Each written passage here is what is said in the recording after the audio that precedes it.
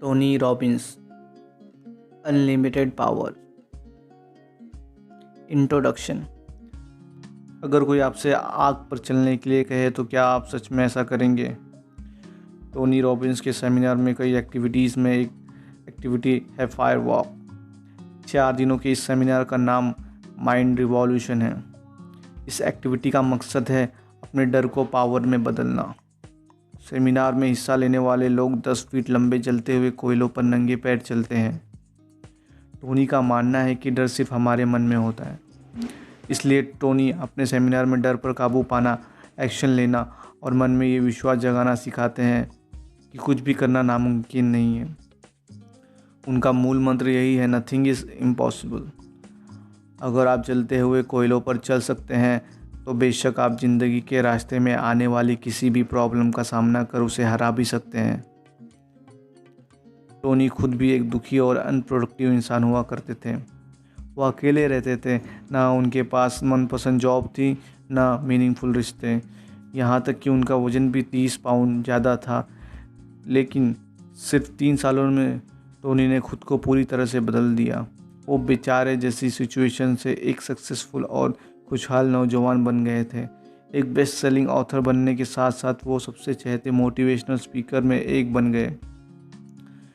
खुद को बदलने के बाद टोनी ने कई लोगों की मदद की है, चाहे वो पॉलिटिशियन हो, बिजनेस एग्जीक्यूटिव हो, एथलीट हो या आम लोग हो जो किसी ना किसी फोबिया या डिसेबिलिटी के शिकार थे। सिर्फ 25 साल की उम्र में ही टोनी ने बहुत सक्सेस, दौलत और शोहरत हासिल कर ली थी। आपको जानकर हैरानी होगी कि उनके पास कोई बड़ी डिग्री नहीं थी। उन्होंने सिर्फ हाई स्कूल तक अपनी पढ़ाई कंप्लीट की थी, लेकिन इसके बावजूद उन्होंने उससे कई गुना ज़्यादा अचीव कर लिया था। वो अपने करियर में कई ऐसे लोगों से मिले जिन्होंने उन्हें बहुत इंस्पायर किया। इस बुक में टोनी ने बताया है कि आखिर उन्होंने ये सब किया कैसे। तो आप उन प्रिंसिपल को सीखेंगे जो उन्होंने अपनी लाइफ में अप्लाई किए। आप उन अनमोल लेसन्स को सीखेंगे जो अपने हर सेमिनार में सिखाते हैं। आप कितना अचीव कर सकते हैं, इसकी कोई लिमिट नहीं है, और सच पूछो तो इसके लिए आपको कहीं और देखने की ज़रूरत नहीं है।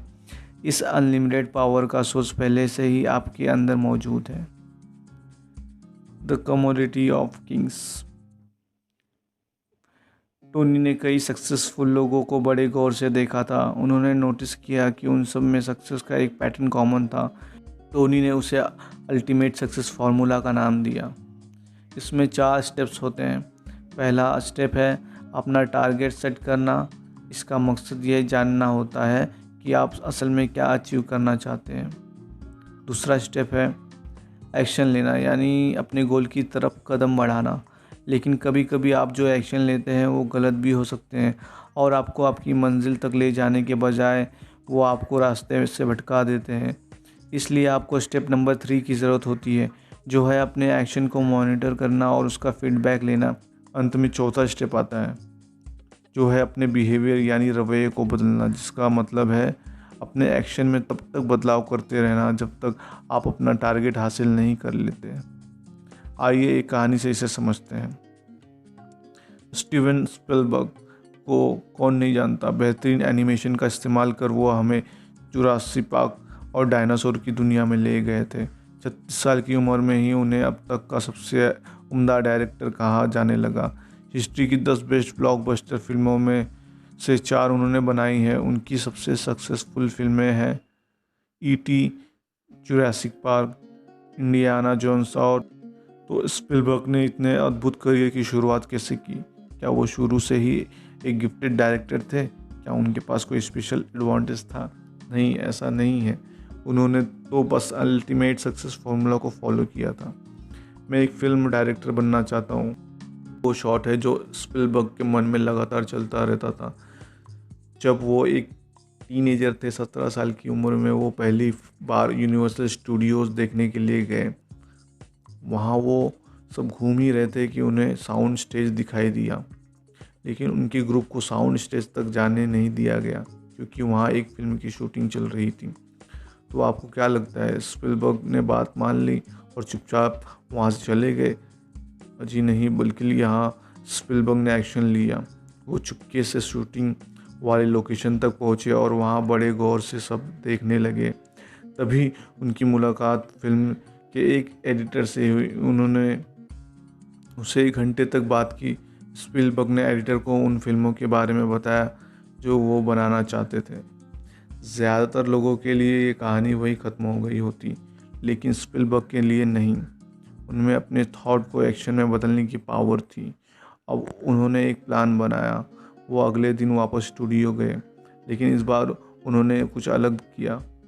वो वहाँ सूट पहनकर पहुँचे। इतना ही नहीं, अपने पिता की ब्रीफकेस भी साथ ले गए थे। वो बड़े कॉन्फिडेंस के साथ सिक्योरिटी गार्ड के पास से निकले, मानो वो सच में स्टूडियो के लिए काम करते हो। स्पीलबर्ग की ब्रीफकेस में ज़रूरी पेपर्स नहीं, बल्कि एक सैंडविच और 2 कैंडी के अलावा कुछ नहीं था।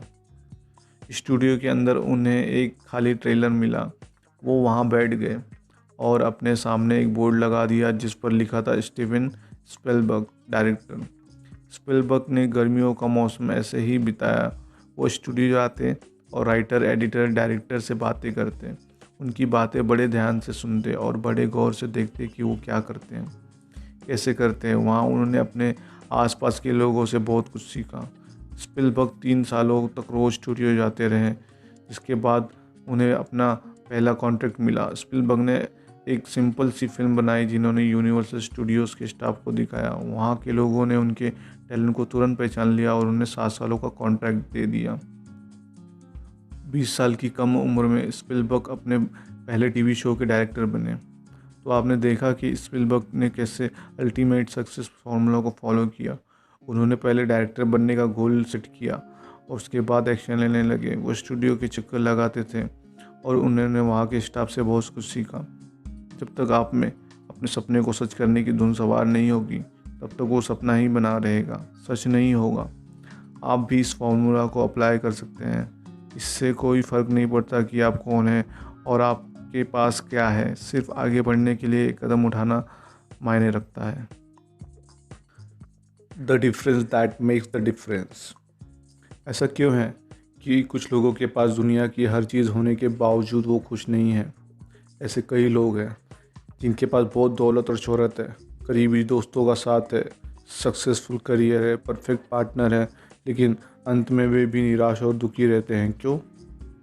तो वही दूसरी ओर कई लोग ऐसे भी हैं जो फिज़िकली डिसेबल्ड है, गरीबी की मार झेल रहे हैं, फिर भी वो हर चैलेंज से एक विनर बनकर उभरे हैं और एक खुशहाल ज़िंदगी जी रहे हैं। इस फ़र्क की वजह क्या है? आप इनमें से क्या बनना पसंद करेंगे? तो इसका जवाब है कि ये किसी सिचुएशन या चैलेंज के बारे में नहीं है, बल्कि हम उसे किस नज़रिए से देखते हैं वो इस फ़र्क का कारण बनता है। अगर आपके साथ कोई बुरी घटना घट जाती है तो आप खुद से क्या कहेंगे? क्या आप नेगेटिव पहलुओं के बारे में सोचते रहेंगे और कोई गलत कदम उठाएंगे, या आप उस पूरी घटना में कोई पॉजिटिव चीज़ ढूंढकर सिचुएशन को बेहतर करने की कोशिश करेंगे? आइए इस कहानी से इसे समझते हैं। 2 आदमी थे। पहले का नाम था जॉन बेलुशी, जो 1970 के समय के जाने माने कॉमेडियन थे। अपने समय में उन्होंने कई यादगार शो और परफॉर्मेंस दिए। उस समय उनकी गिनती बेस्ट एंटरटेनर्स में की जाती थी। 22 साल की उम्र में जॉन शिकागो के सबसे ज़्यादा पसंद किए जाने वाले कॉमेडी ग्रुप्स सेकेंड सिटी में सबसे कम उम्र के मेंबर बने। सबके साथ जॉन उस शो के स्टार बन गए। उनका सफ़र थिएटर से शुरू हुआ और ये रास्ता उन्हें टीवी और फिल्मों की दुनिया तक ले गया। उनकी पॉपुलैरिटी धीरे धीरे बढ़ती जा रही थी। लोग उन्हें उम्दा परफॉर्मेंस के कायल होने लगे। बेलुशी की कई लोगों से दोस्ती हुई। उन्होंने न्यूयॉर्क में कुछ प्रॉपर्टी खरीदी और उनकी एक बेहद खूबसूरत लड़की से शादी हुई। बेलुशी अपने सपनों को हकीकत में जी रहे थे। उनकी ज़िंदगी में किसी चीज़ की कोई कमी नहीं थी और लोग तो उनके दीवाने थे ही। लेकिन सब कुछ होते हुए भी अंदर से खुश नहीं थे। वो अंदर ही अंदर घुट रहे थे। धीरे धीरे उन्हें ड्रग्स की लत लग गई। बाहर से देखने से लगता था कि उनके पास सब कुछ था, लेकिन अंदर से वो बिल्कुल अकेला और खोया हुआ महसूस थे। इस खालीपन को उन्होंने ड्रग्स से भरने की कोशिश की और इसी ड्रग के ओवरडोज ने 33 साल की उम्र में उनकी जान ले ली। अब आइए हम उस दूसरे आदमी डब्ल्यू मिशेल की कहानी पर एक नज़र डालते हैं। एक रात मिशेल 65 मील की स्पीड से हाईवे पर मोटरसाइकिल चला रहे थे। वहाँ बहुत अंधेरा था। अचानक किसी चीज़ की वजह से उनका ध्यान भटका और मिशेल की नज़र सड़क के किनारे पड़ी। जब उन्होंने दोबारा सामने की ओर देखा तो उन्हें रिएक्ट करने तक का वक्त नहीं मिला। उनके ठीक सामने एक बड़ी ट्रक अचानक आकर रुकी, लेकिन मिशेल तब भी 65 की स्पीड पर ही थे। उन्होंने ब्रेक्स को दबाकर मोटरसाइकिल रोकने की कोशिश की। वक्त जैसे उनके लिए थम गया था। सब कुछ मानो स्लो मोशन में हो रहा था। मिशेल किसी भी तरह बाइक को रोकना चाहते थे, लेकिन जब तक ये हुआ तब तक वो ट्रक के नीचे आ गए थे। उनके मोटरसाइकिल का कैप निकल गया था, जिस वजह से सारा तेल बाहर निकलने लगा और वो आग की लपटों से घिर गए। इस भयानक हादसे के कारण मिशेल बेहोश हो गए थे। जब उन्हें होश आया तो वो हॉस्पिटल में थे। उनकी पूरी बॉडी में इतना दर्द था कि वो हिल भी नहीं सकते थे। वो बुरी तरह झुलस गए थे। उन्हें 3rd डिग्री बर्न हुआ था। यहाँ तक कि उनके चेहरे के शेप पर भी इसका बहुत बुरा असर हुआ था। लेकिन मिशेल ना निराश हुए और ना उन्होंने हिम्मत हारी। ठीक होने के बाद वो वापस अपने बिजनेस में लग गए, लेकिन दुर्भाग्य से वो एक और हादसे का शिकार हुए। एक दिन वो जिस प्लेन में सफ़र कर रहे थे वो क्रैश हो गए। इस बार मिशेल को कमर से नीचे वाले हिस्से में लकवा मार गया था, जिसका मतलब था कि उन्हें जीवन भर व्हीलचेयर पर ही रहना पड़ेगा। कोई भी इंसान इतने दर्दनाक हादसों के बाद टूट सकता था और मिशेल का भी अंत बेलुशी जैसा हो सकता था। वो पूरा दिन व्हील चेयर पर बैठे बैठे बियर पीकर टीवी देख सकते थे और ख़ुद को दुनिया से अलग कर सकते थे, लेकिन उन्होंने ऐसा कुछ नहीं किया। दुखी होने के बजाय मिशेल ने दोबारा ज़िंदगी जीने का जज्बा दिखाया। उन्होंने कोलोराडो में खुशहाल शादी और भरपूर जीवन जिया। टोनी न्यूरो लिंग्विस्टिक प्रोग्रामिंग या NLP के बारे में सिखाते हैं। सिंपल शब्दों में अगर कहे तो इसका मतलब होता है अपने माइंड को सही थॉट्स से भरने के लिए प्रोग्राम करना, ताकि आप सही एक्शन या डिसीजन ले सकें। ये पॉजिटिव बिहेवियर बनाए रखने के लिए खुद से कम्युनिकेट करने के बारे में है। The power of state. कई बार कुछ ऐसे दिन होते हैं जब आप बड़ा चिड़चिड़ा महसूस करते हैं। आपको लगता है कि ज़िंदगी में सब कुछ गलत हो रहा है। आप बस अपने आप से ये कह देते हैं कि वो आपका अनलकी दिन है। तो वही दूसरी ओर कई ऐसे भी दिन होते हैं जब आप बहुत पॉजिटिव फील करते हैं। आपका काम, फैमिली, रिश्ते, सब कुछ बहुत अच्छा चल रहा होता है। लेकिन ऐसा क्या होता है, आप तो बिल्कुल वही सेम इंसान हैं, फिर भी कुछ दिन ऐसे क्यों होते हैं जब आप फेल हो जाते हैं और कई दिन आप हर काम में जीत जाते हैं। कभी कभी लगता है कि लाइफ हमारे कंट्रोल में है और कभी ऐसा लगने लगता है कि ज़िंदगी बस यूं ही गुजरती जा रही है। तो इसका फ़र्क कारण है कि आप किस स्टेट में हैं। हमारी माइंड के 2 स्टेट हो सकते हैं। एक होता है इनेबलिंग स्टेट, जो हमें शक्ति देता है, कैपेबल बनाता है। ये तब होता है जब आपका मन खुशी, प्यार, कॉन्फिडेंस, ताकत, विश्वास से भरा होता है। दूसरा होता है पैरालाइजिंग स्टेट। ये तब होता है जब आपका मन डर, उदासी, डाउट, निराशा और चिंता से भरा होता है। इस पैरालाइजिंग स्टेट से बाहर निकलने और एनेबलिंग स्टेट में बने रहने की पावर आप में मौजूद है। आपके पास अपने ब्रेन को कंट्रोल करने की पावर है। आप अपनी मर्जी से इस इनेबलिंग स्टेट को क्रिएट कर सकते हैं और इसमें आपको चुटकी बजाने जितना समय भी नहीं लगेगा। आइए इस अद्भुत क्वालिटी के बारे में इन कहानी से सीखते हैं। कॉल वॉलिंडा एक एक्सपर्ट एक्रोबेट थे। सालों तक कॉल ने हवा में ऐसे स्टंट दिखाए जिन्हें देखकर कोई भी अवाक रह जाएगा। उन्होंने कई खतरनाक स्टंट परफॉर्म कर ऑडियंस का दिल जीत लिया था। उनके मन में कभी ख्याल तक नहीं आया कि अगर वो गिर गए तो क्या होगा। उनमें कॉन्फिडेंस और कला दोनों ही कूट कूट कर भरा हुआ था। लेकिन फिर एक दिन कुछ हुआ। उन्होंने खुद को गिरते हुए देखा। इमेज सिर्फ उनके दिमाग में था, लेकिन कॉल उसे अपने दिमाग से बाहर नहीं निकाल पा रहे थे। उन्हें बार बार याद आता कि वो कितनी तेज़ी से नीचे गिरते जा रहे थे। जब ये सीन जैसे एक साए की तरह उनका पीछा करने लगा, और ये खासकर तब होता जब वो हवा में स्टंट करने की कोशिश करते थे। इसी तरह महीनों बीत गया और एक दिन कॉल सच में नीचे गिर पड़े। ये पहली और आखिरी बार था जब वो गिरे थे। क्या लगता है आपको, ऐसा क्यों हुआ? सिर्फ एक इमेजिनेशन हकीकत में कैसे बदल गई? इसका जवाब ये है कि जब आपको कोई थॉट आता है तो वो आपके माइंड को सिग्नल भेजता है। उस थॉट ने उनके माइंड के स्टेट को बदल दिया था, जिस वजह से उनका बिहेवियर बदल गया था। कार्ल ने अपने ब्रेन को एक नई डायरेक्शन दे दी थी। अब उनका ब्रेन हर वक्त इसी इमेज को फ्लैश करने लगा और एक दिन वो सच में हो गया। अब एक दिन सिचुएशन पर नज़र डालते हैं। डिक टॉमी हवाई के एक कॉलेज में फ़ुटबॉल कोच था। अपनी टीम से कैसे बेस्ट परफॉर्म कराना है वो बखूबी जानता था। वायोमिंग में एक चैम्पियनशिप गेम होने वाली थी, जिसके लिए उनकी टीम भी बहुत मेहनत कर रही थी। ये टॉमी की टीम के लिए एक टफ चैलेंज था। आखिर मैच का दिन आया। टॉमी की टीम को फील्ड पर बुरी तरह रौंद दिया गया।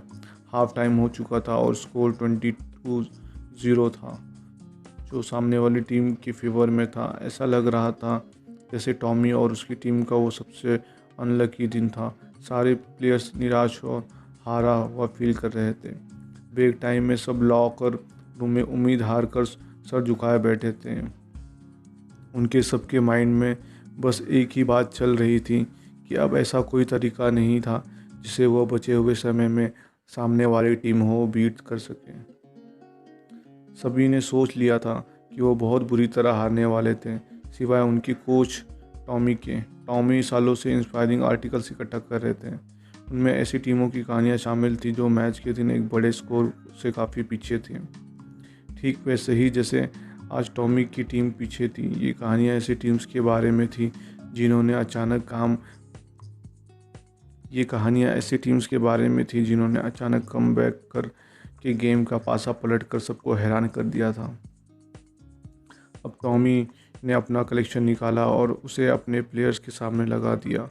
उन्होंने सबको विक्ट्री पिक्चर्स और जीत की हेडलाइंस को देखने के लिए कहा ताकि वो सब उस इमेज को अपने मन में उतार सके।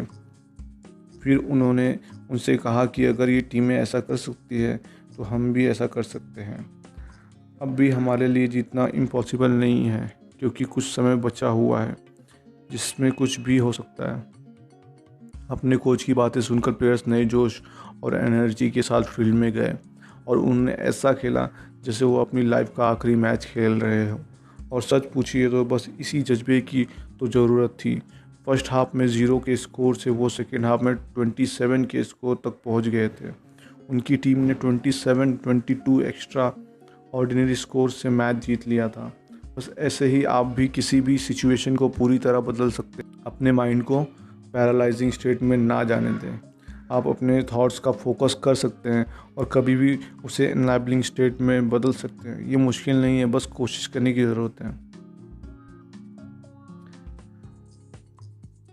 The birth of excellence, belief.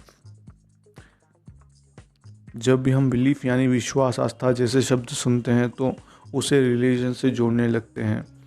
लेकिन बिलीफ सिर्फ धर्म की किताबों या किसी हायर बीइंग के बारे में नहीं है। जो भी चीज़ या कोई प्रिंसिपल हमें लाइफ में डायरेक्शन या गाइडेंस दे, उसे बिलीफ कहा जा सकता है। ये आपका दुनिया को देखने का नज़रिया है। हमारे बिलीफ हमारे नर्वस सिस्टम को ऑर्डर देते हैं।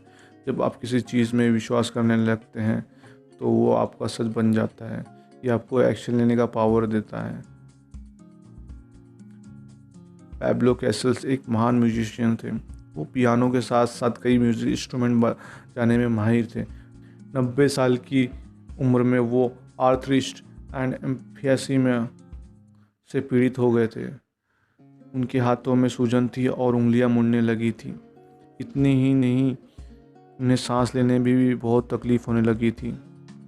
इस उम्र में पहुंचने के बाद उनके लिए सुबह उठना भी मानो एक काम बन गया था। उन्हें उठने में संभलने में काफ़ी समय लगता था। वो धीरे धीरे चलते और उनकी पीठ झुकी गई थी। यहाँ तक कि कपड़े बदलने जैसे सिंपल काम के लिए भी उन्हें मदद की ज़रूरत पड़ने लगी। हर रोज़ सुबह नाश्ते से पहले पैब्लो अपने पियानो के पास जाते। पियानो के सामने रखे चेयर पर बैठना भी उनके एक मुश्किल काम हो गया था। लेकिन जब उनकी उंगलियां पियानो पर पड़ती तो वो बिल्कुल बदल जाते। तो वो एक बीमार बूढ़े आदमी नहीं बल्कि एक उम्दा कलाकार बन जाते। और फिर वो बिल्कुल एक ताकतवर नौजवान की तरह पियानो बजाते हैं। उनकी मुड़ी हुई उंगलियां जब पियानो कीज पर पड़ती तो उसकी धुन सुनकर कोई भी मंत्रमुग्ध हो सकता था।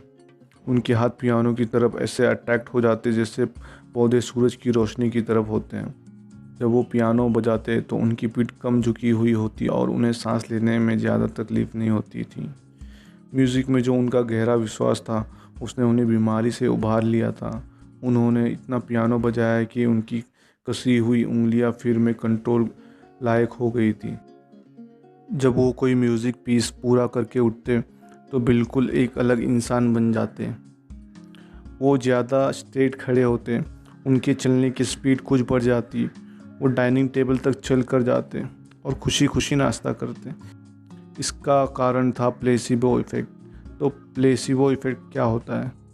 ये मेडिकल साइंस का एक कॉन्सेप्ट है जिसमें पेशेंट को एक ऐसी गोली दी जाती है जो अंदर से खाली होती है, यानी उसमें ना कोई दवा होती है और ना कोई हीलिंग प्रॉपर्टी। इस कॉन्सेप्ट को टेस्ट करने के लिए एक एक्सपेरिमेंट किया गया। अल्सर से पीड़ित कुछ पेशेंट को 2 ग्रुप में डिवाइड किया गया। पहले ग्रुप को एक दवा दी गई और उन्हें बताया गया कि उसे खाने के बाद उन्हें तुरंत आराम मिलेगा। दूसरे ग्रुप को भी एक गोली दी गई और उन्हें बताया कि उस दवा पर अभी भी एक्सपेरिमेंट चल रहा है और वो डेवलपमेंट के स्टेज में था। दोनों ग्रुप्स ने इंस्ट्रक्शन के अनुसार दवा खा ली। पहले ग्रुप के 70% पेशेंट ने कहा कि दवा ने अपना असर दिखाया था, उसे खाने के बाद उन्हें तुरंत आराम महसूस हो रहा था। दूसरे ग्रुप के सिर्फ 20% पेशेंट्स को ऐसा ही महसूस हुआ। लेकिन ऐसा क्यों हुआ? असल में दोनों ही ग्रुप को एक ही दवा दी गई थी और उसमें कोई भी हीलिंग प्रॉपर्टी नहीं थी। वो गोली अंदर से खाली थी। लेकिन रिसर्च करने वालों ने पेशेंट को ये विश्वास दिलाया था कि एक दवा तो बहुत इफ़ेक्टिव और असरदार है, जबकि दूसरे को अभी भी टेस्ट किया जा रहा है। इसका जो रिजल्ट सामने आया उसने सबको चौंका दिया था। कई डॉक्टर ने ये साबित कर दिया है कि ये सिर्फ दवा लेने के बारे में नहीं है। जब कोई पेशेंट सच में ये विश्वास करता है कि वो ठीक हो सकता है तो उसकी बॉडी माइंड के सिग्नल को पढ़ सकती है और वो सच में ठीक होने लगते हैं। क्या आपके साथ कभी ऐसा हुआ है कि आपकी मम्मी ने आपको नमक लाने के लिए कहा हो और जब आप किचन में जाते हैं, चारों ओर देखते हैं और कुछ मिनट इधर उधर देखने के बाद आप उन्हें कह देते हैं कि आपको नमक नहीं मिली, तब आपकी मम्मी खुद किचन में जाती है और उन्हें तुरंत नमक मिल जाता है? ऐसा क्यों होता है? अक्सर वो चीज़ बिल्कुल आपके सामने ही होती है, बस आप उसे देख नहीं पाते। आपको नमक क्यों नहीं मिला? इसका कारण है आपका बिलीफ। जिस पल आपने कहा कि मुझे तो नहीं मिलेगा, मुझे नहीं वो कहाँ रखा है, आप अपने ब्रेन को ऑर्डर देते हैं और वो सच में नमक की बोतल को ढूंढ नहीं पाता। नेगेटिव वर्ड्स की जगह पॉजिटिव वर्ड्स यूज़ करने की कोशिश करें, तब आपकी बॉडी और आपका ब्रेन दोनों आपका साथ देने लगेंगे। 7 लाइज ऑफ सक्सेस।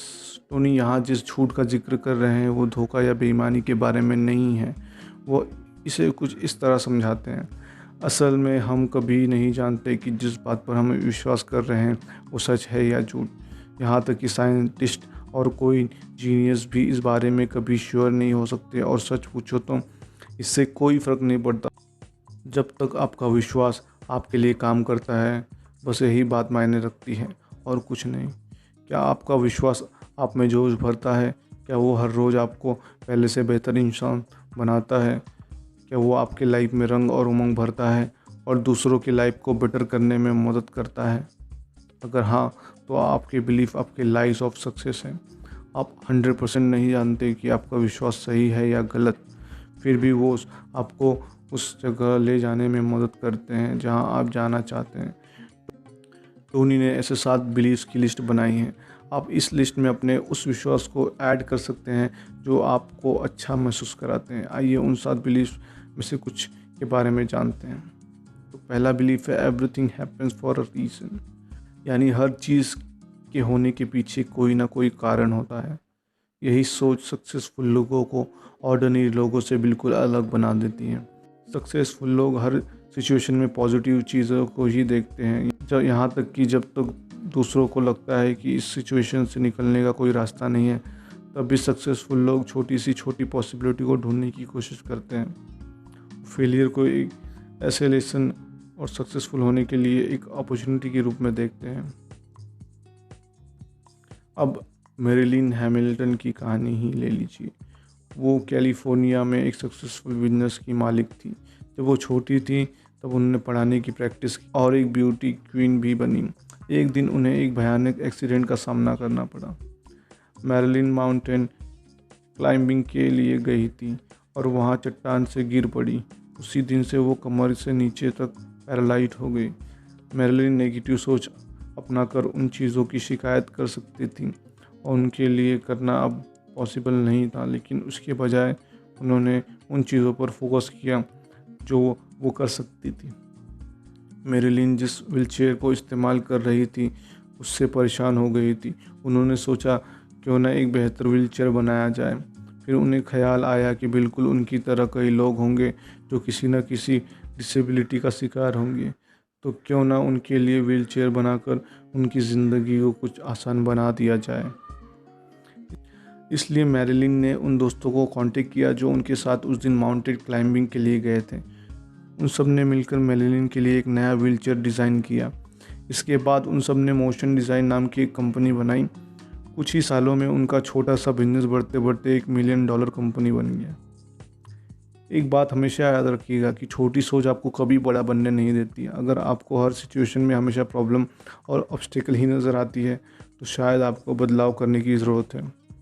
अपना नज़रिया बदल कर तो देखिए, यह आपकी ज़िंदगी को इस तरह बदल देगा कि आप हैरान हो जाएंगे। दूसरा बिलीफ है there is no such thing as failure, there are only results. यानी फेलियर जैसी कोई चीज़ नहीं होती, सिर्फ रिजल्ट होता है। सक्सेसफुल लोग फेलियर को अलग नज़रिए से देखते हैं। अगर उनसे कुछ गलत हो भी जाता है तो वो उसे अपने लिए गए एक्शन के रिजल्ट के रूप में देखते हैं। इसलिए वो एक अलग नज़रिए से दोबारा कोशिश करते हैं और देखते हैं कि क्या वो किसी और रिज़ल्ट पर पहुंचते हैं या नहीं। सक्सेसफुल लोग तब तक कोशिश करते रहते हैं जब तक उन्हें वो नहीं मिल जाता जिसे वो पाना चाहते हैं। आइए इस कहानी से समझते हैं। एक बार एक आदमी था। जब वो 21 साल का हुआ तब उसके बिजनेस का दिवाला निकल गया। 22 साल की उम्र में उसने लॉ की फील्ड में किस्मत आजमाई, लेकिन वहाँ वो हार गया। उसने फिर से बिजनेस करने की कोशिश की, लेकिन 24 की उम्र में फिर से फेल हो गया। 26 की उम्र में उसने उस लड़की को खो दिया जिसे वो बेहद प्यार करता था। 27 में उसका नर्वस ब्रेकडाउन हुआ। फिर वो कांग्रेस की तरफ से इलेक्शन में खड़ा हुआ और 34 की उम्र में एक बार फिर फेल हुआ और एक बार फिर 45 की उम्र में सीनेटर की पोजीशन के लिए और 47 की उम्र में वाइस प्रेसिडेंट के पोस्ट के लिए खड़ा हुआ, लेकिन फिर हार गया। फाइनली 52 की उम्र में जाकर उसे सक्सेस मिली जब उसे अमेरिका के प्रेसिडेंट के रूप में चुना गया। हम जिनकी बात कर रहे हैं वो कोई और नहीं बल्कि ग्रेट अब्राहम लिंकन है। वो ज़िंदगी में कई बार हारे, लेकिन उन्होंने कभी हार नहीं मानी। उन्होंने नेगेटिव थॉट्स और इमोशन का खुद पर हावी नहीं होने दिया। लिंकन इन सब से उठकर एक ऐसी शख्सियत बने जिन्होंने आज भी अमेरिका के सबसे अच्छी प्रेसिडेंट के रूप में याद किया जाता है।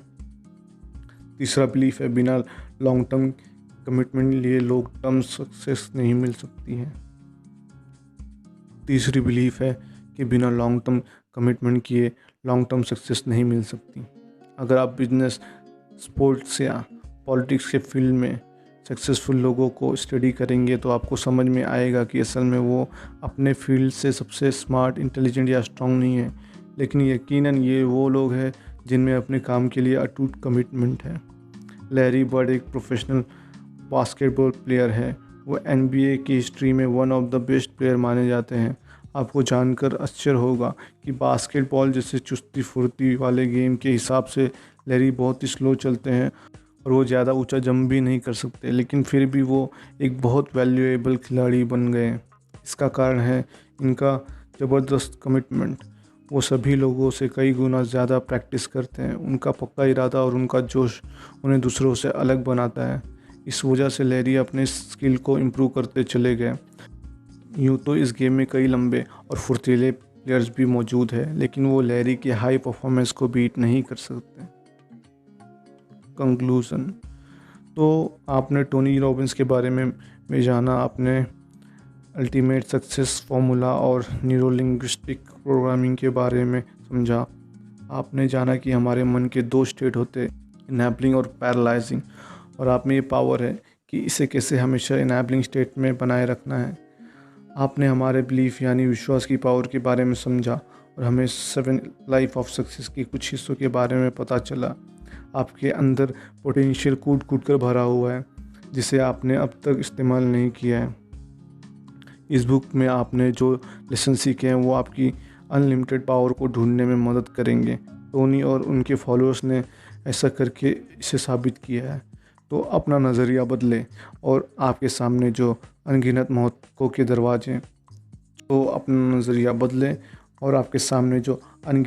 के दरवाजे हैं उन्हें देखने की कोशिश करें।